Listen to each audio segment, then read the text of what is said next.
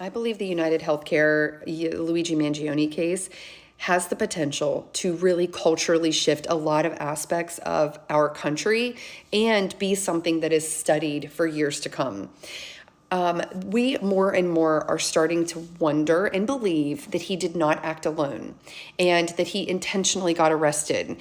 And if we were to put those pieces together, to me, that says he was hand selected to be the face of this message, of this movement.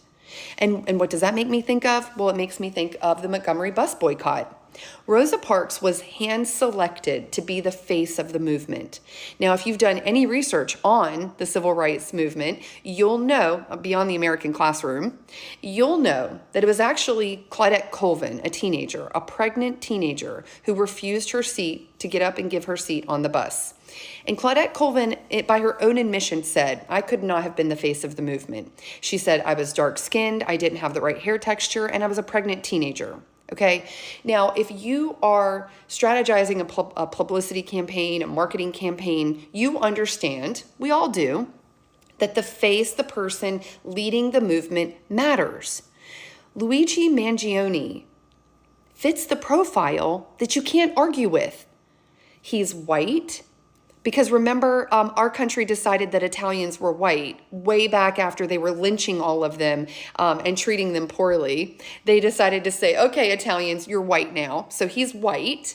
And I thought it was really funny when someone on TikTok said, oh, if he was brown-skinned, the T word definitely would have been mentioned. Of course it would have been.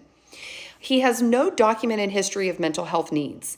And that's another thing our country loves to just say, oh, mental health, as if everyone with mental health would do something like this. No, he's young, he's fit, he's attractive. We all know those things matter in our country. I mean, they even have done polls with the candidate with the most hair is the most likely to win. He's got a good head of hair. Okay. He's intelligent.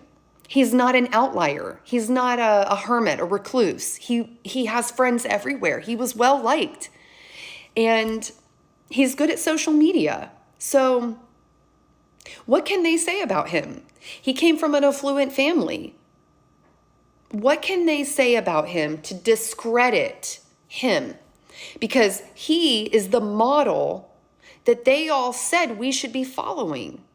He is the picture of what they said we should put into roles of leadership, of who should make more money, of who should make decisions, of who should be presidents, CEOs, bosses. He is the template.